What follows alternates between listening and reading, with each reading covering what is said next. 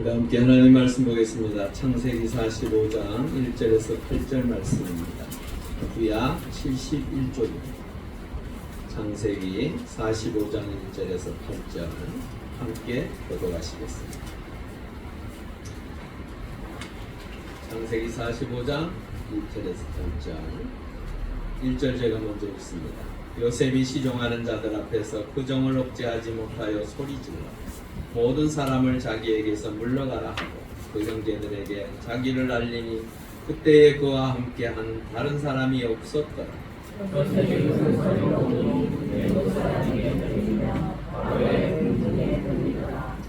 요셉이 그 형들에게 이르되 나는 요셉이라 내 아버지께서 아직 살아 계시니까 형들이 그 앞에서 놀라서 대답하지 못하더라. 요셉이 형들에게 이르되 내게로 가까이 오소서. 그들이 가까이 가니 그때에 나는 당신들의 아버지 요셉이니 당신들이 애국에 간다라. 당신들이 나를 이곳에 팔았다고 해서 근심하지 마소서. 한탄하지 마소서. 하나님이 생명을 구원하시려고 나를 당신들보다 먼저 보내셨나이다. 이 땅에 2년 동안 일이 있었으나 아직 오늘은 가까이도 못하고 수도 못하리라. 하나님이 큰 구원으로 당신들의 생명을 보존하고 당신들의 후손을 세상에 두시려고 나를 당신들보다 먼저 보내셨나니 그런즉 하나님으로 보내시는 당신이 아니요 하나님이시라. 하나님이 나를 너에게 아버지로 삼으시고 그 원죄의 피로 삼으시며 애굽의 온 땅의 통치자로 삼으셨나이다. 우리 전우자로 인사하시죠. 한 주 동안 평안하셨어요? 잘 지내셨어요?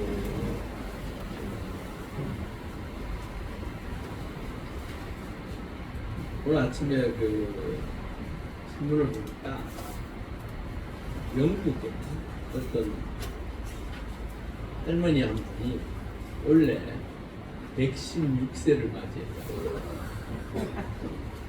현존하는 가장 오래 사신 분이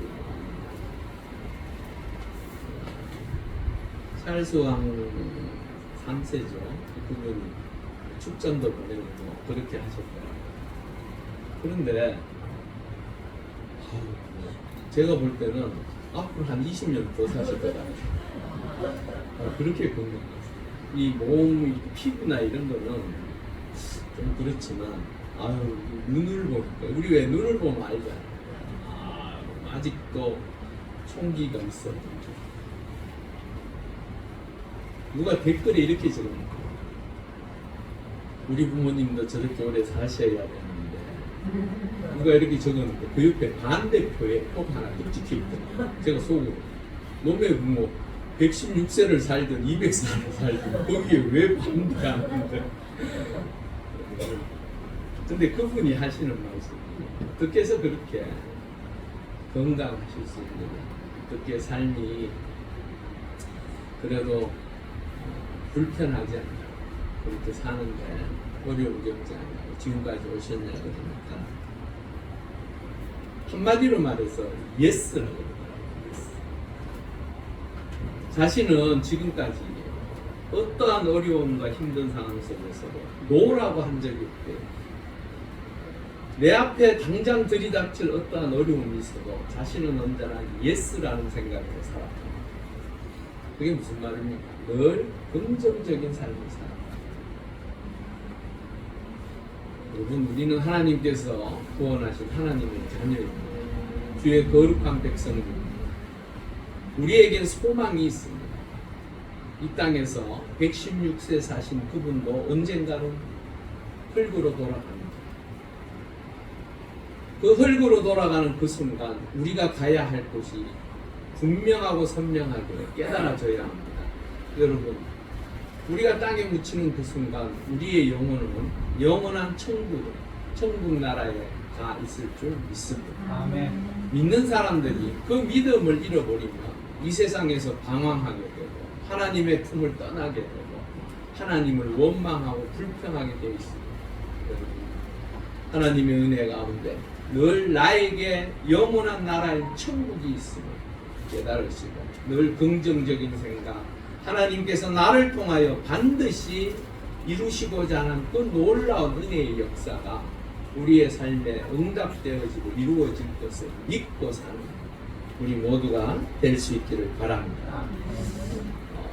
1절에서 4절, 사실은 1절에서 8절 이 말씀은 기가 막힌 말씀입니다. 사실 요셉의 전 인생에 있어서 그의 시점, 즉 그가 바라보는 그 시각, 그것이 어떠한 삶이었는지를 분명하게 드러내는, 어쩌면 우리에게도 이러한 관점, 또한 이렇게 바라볼 수 있는 눈이 있어야 할 것입니다.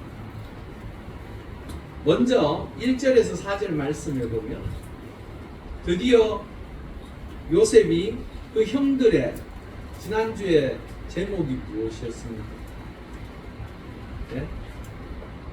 대신하여. 이게 아주 대자만 쓰는 것 같아요. 대신하여. 네. 그 유다가 요셉 앞에서 지난 날을 후회하며, 그렇다고 뭐 후회 직접적으로 한 건 없어요. 하지만 그의 말 속에는 분명한 것은 그렇게 살지 못했던 것에 대한 아쉬움과 지금 그렇게 벌어져 있는 상황에 대한 것을 스스로 짊어지기 위해서 내가 대신 죽겠노라고, 내가 대신 노예가 되겠노라고, 내가 종이 되겠노라고 그렇게 이야기하는 그 모습을 보았던 요셉 입장에서는 왜 울음이 떨어지지 않겠습니까? 진작에 좀 그랬었어. 얼마나 좋았어. 내가 이 고생은 안 했을 수도 있는데 라는 생각이 앞섰을 것 같죠. 근데 그것도 아니에요. 사실 요셉은요, 그 형들의 변화된 모습, 특별히 그 유다의 그 간절한 호소와 같은 그 말을 들으면서 이제는 내 속에 끊어져 있던 그 모든 것들이 이 형제들과 다시 하나가 될 수 있겠구나, 그 마음이 들었을 것입니다. 이 진정한 만남이라는 건 뭘 얘기하냐면요, 두 번에 대한 시험을 치렀어요. 그 가운데에 형제들은 함께 요셉과 식사를 했습니다. 식사할 때 뭐 기분 나쁘다고 인상 쓰그리지 않았을 거예요. 서로들 기분 좋게 식사하면서 잔을 기울이면서 뭔 얘기를 했을까요? 뭐 사실은 아직은 요셉은 자신들의 동생임을 밝히지 않았으니까 어렵죠. 총리 앞에서 말 한마디 실수했다가 괜히 또 다른 문제가 생길까봐 염려했지만 그래도 나름의 대화를 주고받으면서 식사를 두 번이나 함께 했어요. 그리고 좋게 그냥 헤어졌을 정도. 여러분, 이것은 만남입니까? 그냥 스쳐 지나가는 어떠한 한 사람들의 모습입니다. 여러분, 이건 실제적인 만남이 아니에요. 내 속에 있는 걸 털어내고 나의 진정한 모습을 보여줄 때에 사실은 만남이 이루어지는 거예요. 우리 지나가는 사람 누군가를 지나가다가 이야기 잠깐 했다고 해서 그 사람과 내가 만났다라고 이야기하기는 사실은 어설퍼요. 만남이라는 것은 상대편과 내가 어떠한 공동의 목적을 위해서 함께 생각하며 또한 그것을 위해서 노력하고, 이러한 것들이 진정한 만남. 사실은 형들과 함께 식사했지만 요셉은 실질적으로 만난 게 아니었어요. 중요한 것은, 여기서 우리가 알아야 할 것은, 우리가 열심히 예수를 믿고 하나님의 자녀라고 고백하고 기도하고 말씀을 읽습니다. 여러분들의 삶의 자리에서 진정 그 하나님을 만나셨습니까? 이러면 많은 사람들이 만난 적 없는데 도무지 만남이라, 우리가 왜 그런 이야기 하죠? 하나님을 인격적으로 만나야 한다라는 이야기를 종종 듣습니다. 그게 무슨 말이냐면, 살아계신 그 하나님이 나의 아버지가 될 때에 인격적으로 만나는 것입니다. 주님이 나의 참 구세주라고 느껴지고 받아들여질 때에 그게 참 만남입니다. 하나님 앞에 내가 죄인임을 머리 숙일 때에 그게 진정한 만남. 유다의 이 고백을 통하여 대신하여 내가 죽겠노라고, 내가 노예가 되겠노라고, 저 대신 내가 감옥에 가겠노라고 하는 그 말이 드디어 그들의 진정하고 온전한 만남으로 이루어지는 것을 보게 됩니다. 여러분, 우리도 살아계신 그 하나님을 섬기고 주의 자녀로 주의 백성으로 예배 드릴 때에 진정 그 하나님을 만나실 수 있기를 바랍니다. 그 만남이 있을 때에 여러분들이 복된 인생이 되어주십니다. 그러면 어떻게 만나야 합니까? 도무지 뭘 어떻게 해야 만날 수 있습니까? 하나님을 만나본 사람 있습니까? 없습니까? 사실은 직접적으로 형상을 본 사람은 성경에 또 없어요. 뒷모습만 잠깐 스쳐지다듯이 보여졌던 것 말고는 없어요. 누구도 그 하나님을 직접적으로 본 사람이 없어요. 그러면 아니 한 번도 만난 적이 없다면서 어떻게 만나라는 얘기입니까? 우리 요한일서 1장 7절을 읽어보겠습니다. 그 아들 예수의 피가 우리를 모든 죄에서 깨끗하게 하실 것이요 만일 우리가 우리 죄를 자백하면 하시면 우리를 모든 불의에서 깨끗하게 하실 것이요. 예, 분명하게 가르치시고 있습니다. 우리의 죄를 어떻게 하면요? 자백하면 이게 무슨 말입니까? 회개하라. 내가 죄인임을 고백하고 그 하나님을 믿으며 예수 그리스도를 구주로 받아들일 때에 진정한 우리의 삶의 자리에서 하나님과의 만남이 있을 줄 믿습니다. 그 만남이 얼마나 귀한 것인지 요한복음 14장 27절 이렇게 말합니다. 우리 한번 읽어보겠습니다.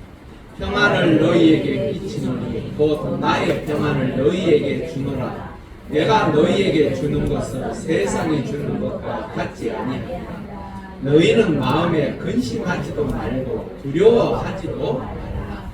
예, 하나님을 만나고 그분과 함께하면 우리 안에 무엇이 생긴다고요? 평안이 생깁니다. 여러분, 이 평안이 얼마나 중요한 것입니까?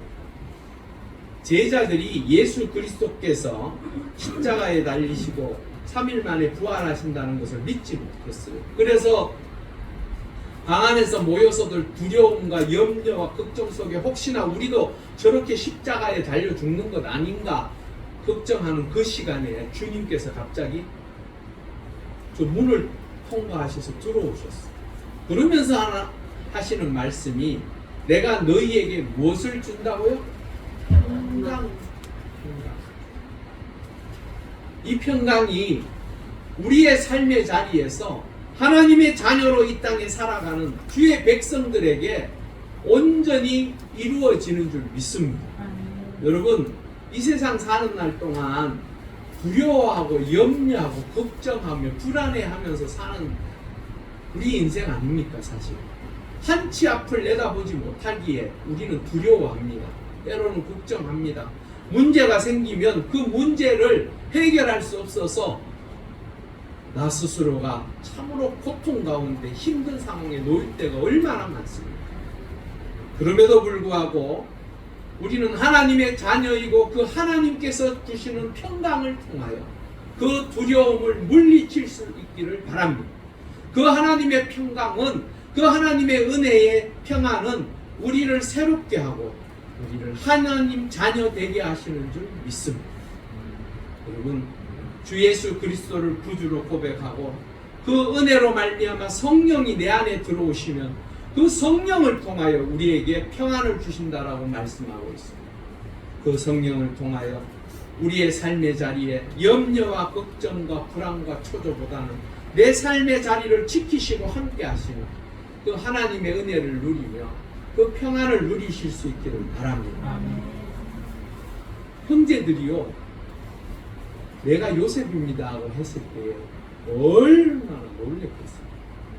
아마 말은 안 했지만 모든 게 끝난 것 같이 느껴졌을 거예요. 이게 이렇게 되는 거군요. 끝내는 우리는 어떻게 될까? 그럴 때에 요셉이 이렇게 얘기합니다. 형들을 향해서 가까이 오세요. 그 말은 오늘 5절에서 8절에 나와 있는 그 말씀과 같이 염려하지 마세요. 걱정하지 마세요. 내가 당신들을 살리려고 하니까 가까이 오시오. 여러분, 하나님을 가까이 하는 자가 복된 줄 믿습니다. 하나님을 가까이 하는 자가 어떠한 상황 속에서도 승리하고 이겨낼 줄 믿습니다. 그 은혜를 누리시길 바랍니다. 하나님은 여러분을 통하여 평안을 주시고 여러분들의 삶의 자리를 이끌어 가시기를 원하십니다. 그 하나님의 품 안에 들어가지 못해서 여전히 방황하고 여전히 두려워하며 걱정하며 염려하고 그런 삶이 아니라 하나님께서 주시는 그 평안을 통하여 이번 한 주도 기쁨과 감사의 은혜의 역사가 있기를 주의 이름으로 축원합니다. 아멘. 그리고 5절에서 8절 우리 한번 볼까요? 이제 요셉의 신앙관입니다. 여러분, 신앙관이란 무엇일까요? 무엇을 믿고 왜 믿으며 어떻게 믿을 것인가에 대한 게 바로 신앙에 대한 생각입니다. 그렇다면 삶의 자리에서 내가 신앙, 하나님의 은혜 가운데 주의 백성으로 신앙관을 가지고 산다라는 것은 내 기준으로 세상을 판단하고 결정하고 그렇게 사는 것이 아니라 하나님을 기준 삼아 그 하나님의 뜻 가운데 말씀 가운데 어떻게 살 것인가 내 삶의 자리에 적용하며 사는 것이 바로 신앙관입니다. 여러분, 세계관을 가지라는 이야기 들었죠? 들어보셨죠?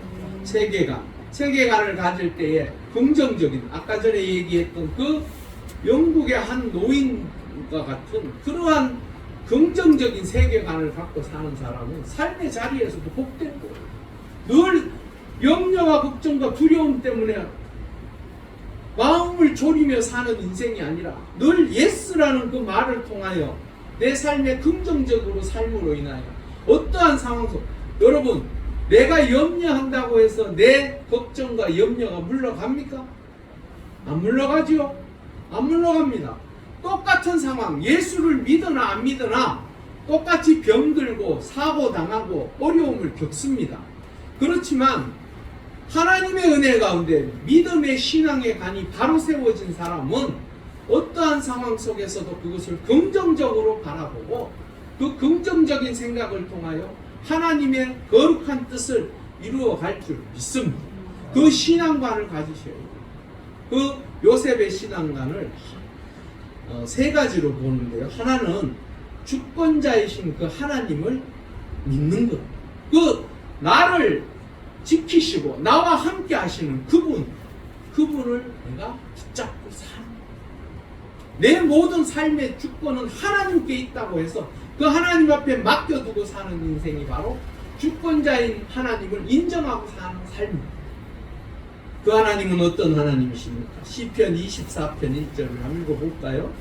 땅과 거기에 충만한 것과 세계와 그 가운데에 사는 자들은 다 여호와의 것이로다. 무슨 말입니까? 온 우주 만물은 다 누구의 것이라고요? 하나님의 것이다. 그분이 창조하시고 그분의 뜻 가운데 운행되어진 그리하여 그분과 함께하는 자들 주권자로서 받아들이는 그 하나님을 통하여 만물의 주인이신 그분이 우리를 인도하시고 함께 하실 줄 믿습니다. 다니엘 2장 20절에서 21절 읽어보겠습니다.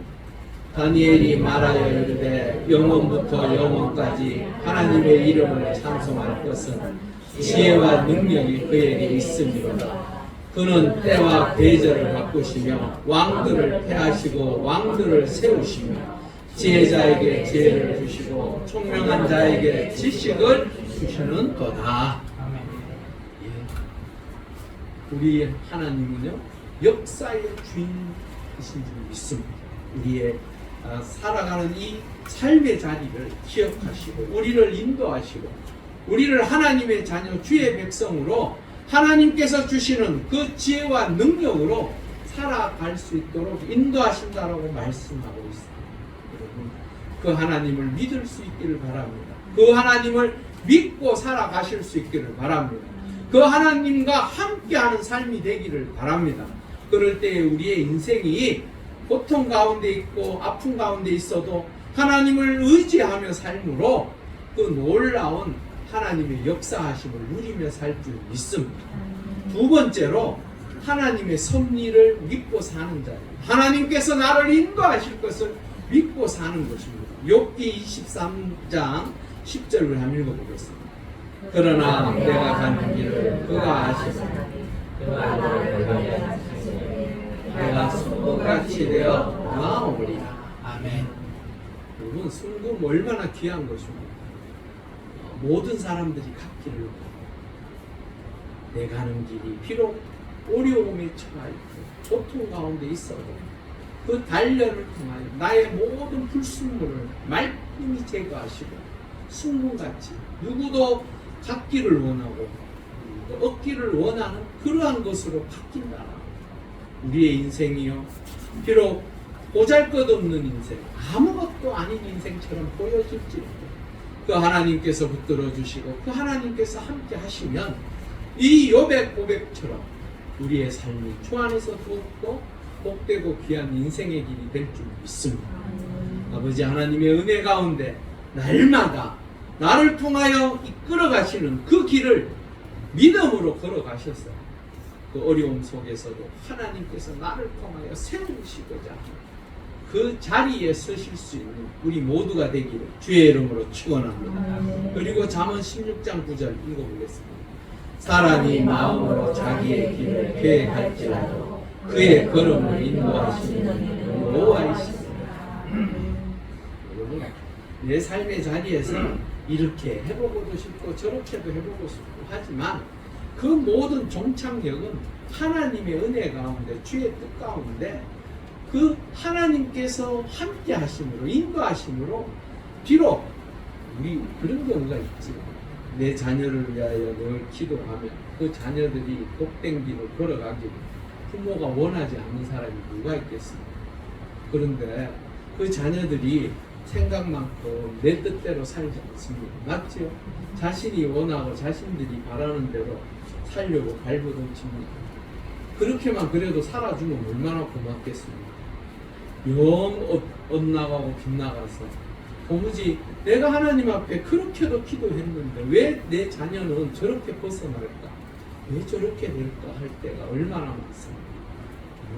하나님 앞에 기도하고 그 하나님의 뜻을 찾고 그 하나님의 은혜 가운데 우리가 나아가면 그 하나님의 뜻 가운데 때를 따라 또한 그 시간이 이르면 그가 반드시 새로워지고 변화되어지고 그 기도한 대로 세워질 줄 믿습니다. 하나님의 은혜는 바로 그것입니다. 우리는요, 그의 인생의 끝을 알 수가 없습니다. 내 자녀가 어떻게 될지 아무도 모릅니다. 하지만 기도한 자의 자녀는 반드시 하나님께서 일으키시고 더 선하고 복되고 귀한 길로 나아가게 하실 줄 믿습니다. 그게 바로 하나님의 섭리입니다. 우리는 이 길을 가기를 원하지만 하나님은 그 길이 아닌 다른 길을 통하여 더 좋은 길, 더 은혜스러운 길, 더 복된 길을 갈 수 있도록 역사하시고 인도하실 줄 믿습니다. 우리 기도하십시다. 자녀를 위하여 기도하십시다. 그러면 그 자녀가 주의 은혜 가운데 귀한 생명의 길을 걸어갈 뿐만 아니라 그 자녀의 앞날도 하나님께서 인도하시고 함께 하여 주실 줄 믿습니다. 마태복음 10장 그 이야기를 이렇게 이야기합니다. 10장 29절 한번 읽어보겠습니다. 참새 두 마리가 한 아싸리 팔리지 않느냐? 그러나 너희 아버지께서 허락하지 아니하시며 그 하나도 땅에 떨어지지 아니하리라. 여러분, 참새라는 아주 작은 존재입니다. 별것 아닙니다. 우리 주변에도 참새 많이 날아다닙니다. 그래도 그 참새 하나님께서 기억하고 계신다고 말씀하고 있습니다. 우리는 참새보다 귀합니까? 못합니까? 참새는 안 하시 똑같아요. 그런 생각하시면 안 돼요. 하나님께서 여러분들을 얼마나 귀하게 여기신 줄 아십니까? 예수 그리스도 당신의 아들을 우리의 죄 때문에 기꺼이 내어 놓으셨습니다. 그 하나님의 은혜를 생각하면 우리가 어찌 그 참새 나부랭이 같은 것과 비교하겠습니까? 여러분들은 하나님께서 귀하게 여기시고 하나님의 자녀로 부르시고 하나님께서 인도하시고자 이곳에 함께 하시는 줄 믿습니다. 그 참새보다 귀한 하나님의 자녀들 하나님께서 늘 기억하시고 불꽃 같은 눈으로 지켜보고 계시는 줄 믿습니다. 그리고 마지막 그의 신앙관에는 사명이 있습니다. 여러분, 사명이 무엇입니까? 살아가야 할 방향입니다. 사명이 다른 게 아니에요. 내가 하나님 앞에 무엇인가를 더 잘해서 결과물을 드려야 하는 것, 그게 사명이 아닙니다. 나의 사명은 하나님께서 나에게 베풀어 주신 그 은혜 가운데 기쁨으로 그 방향을 하나님 앞으로 두고 살아가는 게 바로 우리의 사명입니다. 그 사명이 각각에게 다 다릅니다. 저에게 주신 사명이 다르고 우리 장로님들에게 주신 사명이 다르고 우리 권사님과 일반 성도들에게 주신 사명이 각각 다릅니다. 그것을 다르게 또 어떻게 표현합니까? 달란트라고 이야기합니다. 달란트는 다 똑같이 주어진 것이 아닙니다. 여러분들에게 있어서 달란트는 무엇입니까? 그것을 제대로 깨달아야 합니다. 나에게 주신 그 달란트가 무엇인지 알 때에 이 사명대로 살아가는 삶이 되어지는 것입니다. 특별히 오늘 요셉은 이렇게 이야기합니다. 내가 지금 총리로서 이 애굽의 이 자리에 오게 된 것은 당신들 때문도 아니고 내 뜻 때문도 아니고 하나님으로 말미암아 내가 여기 지금 있노라고 고백하고 있습니다. 이게 바로 요셉의 신앙관의 사명, 요셉의 삶에 있어서 살아가는 방향입니다. 방향을 잘못 잡으면 우리의 인생은 헛살게 됩니다. 잘못된 길로 나아가서 끝내는 나중에 되돌아와야 될 일들도 생깁니다. 나에게 주신 사명, 오늘 요셉은 당신들을 살리기 위하여, 우리 가문을 살리기 위하여 하나님께서 나를 여기 세우셨다라고 말합니다. 그래서 당신들을 구원해내는 이스라엘 백성들도 가난이 아니라 기근이 닥치면 그들도 굶어 죽습니다. 맞죠? 먹을 게 없으면 굶어 죽게 되어 있죠. 살 수가 없어요. 그런 상황 속에서 하나님께서는 요셉을 통하여 70여 년이나 되는 그 모든 가족들을 애굽으로 인도하시고 400년 동안에 어마어마한 160만에 가까운 놀라운 하나님의 사람들을 그곳에서 양육하시고자 오늘 요셉 자신을 보냈다라고 고백하고 있습니다. 여러분들에게 있어서 사명, 여러분들에게 있어서 달란트는 무엇입니까? 하나님께서 여러분들에게 가장 기대하시는 것은 무엇입니까? 여러분들의 삶의 자리에서 최선을 다해서 사는 것입니다. 나를 위해서가 아니고 좀 더 크고 확장되어진 사명을 가지고 사십시오. 단지 내 삶의 자리에 조금 더 채우기 위해서, 갖기 위해서 몸부림치기보다는 하나님께서 나를 통하여 기대하시는 그 일을 감당하실 수 있기를 바랍니다. 그렇다면 성도들에게 사명은 무엇일까? 성도들에게 하나님께서 기대하시는 것은 무엇일까? 우리에게 각각 주신 그 달란트는 무엇을 위하여 존재하는 것입니까? 마태복음 28장 19절에서 20절 이런 읽겠습니다. 그러므로 너희는 가서 모든 민족을 제자로 삼아 아버지와 아들과 성령의 이름으로 진례를 베풀고 내가 너희에게 분부한 모든 것을 가르쳐 지키게 하라. 올지어다 내가 세상 끝날까지 너희와 항상 함께 있으리라 하시니라. 네? 네? 우리에게 있어서 사명이 무엇이라고요? 복음 전환, 하나님의 뜻을 전하는 것, 하나님께서 기대하시는 그 일을 내 삶을 통하여 나누는 것입니다. 그럴 때 하나님이 우리 성도들을 통하여 기대하시는 그 은혜를 누리며 살아가실 줄 믿습니다. 특별히 사도행전 20장 24절에 우리 한번 볼까요? 내가 달려갈 길과 주 예수께 받은 사명은 곧 하나님의 은혜의 복음을 증언하는 일을 마치려 하면은 나의 생명조차 조금 더 귀한 것으로 여기지 아니하노라. 이게 누구의 사명이에요? 바울의 사명입니다. 바울. 기독교 역사 가운데 가장 귀한 하나님의 뜻을 이루기 위하여 헌신했던 그 바울의 사명, 복음 전하기 위하여 증언자로서 서기 위하여 수많은 고통을 당하면서도 포기하지 아니하고 하나님의 뜻을 이루었던 이 바울의 고백입니다. 여러분, 이 바울의 고백이 우리의 고백이 될 수 있기를 바랍니다. 여러분들의 삶의 자리에서 복음을 위하여 먼저 수고하고 힘쓸 때에 하나님께서 그의 나라와 의를 위하여 수고하는 자들에게 넉넉하게 더 많은 것으로 채워주실 줄 믿습니다.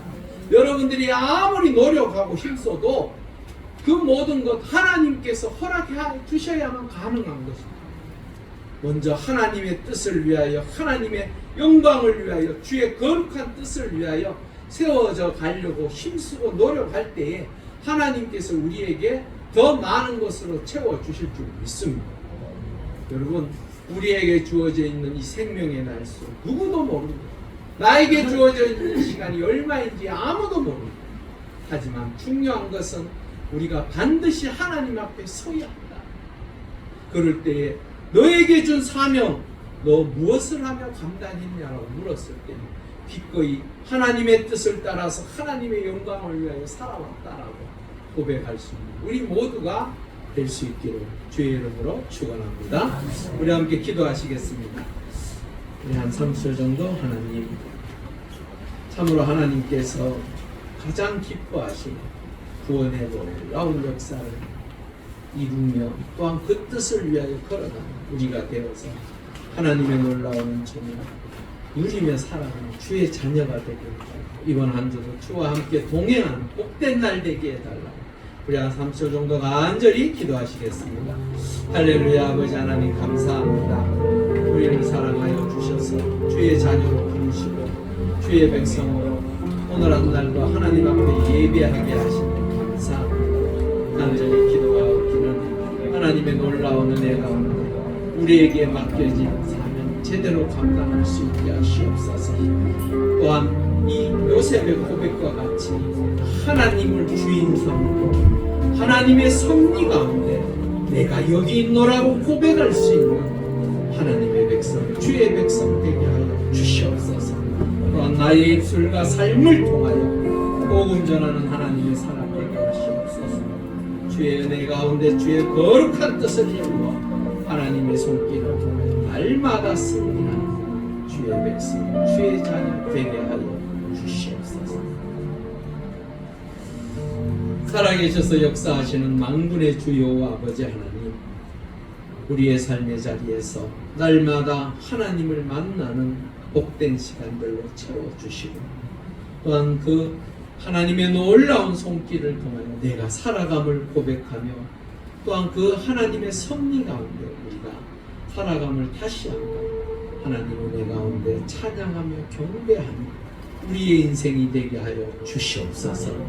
특별히 나에게 맡겨진 사명 온전히 감당할 수 있는 하나님께서 기대하시는 그 사명을 통하여 주께 영광 돌리는 우리의 삶이 되게 도와 주시옵소서. 감사함을 돌리는 예수님의 이름으로 간절히 기도 올려옵나이다.